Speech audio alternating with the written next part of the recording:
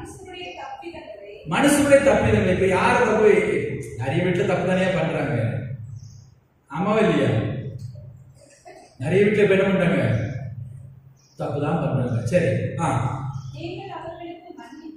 நீங்கள் அது எப்படி மன்னிக்க முடியும்? ஏன் உங்க பாவத்தை இயேசு மன்னிச்சார்ல, அப்படிதான் நடத்தி நடக்கிறீங்க.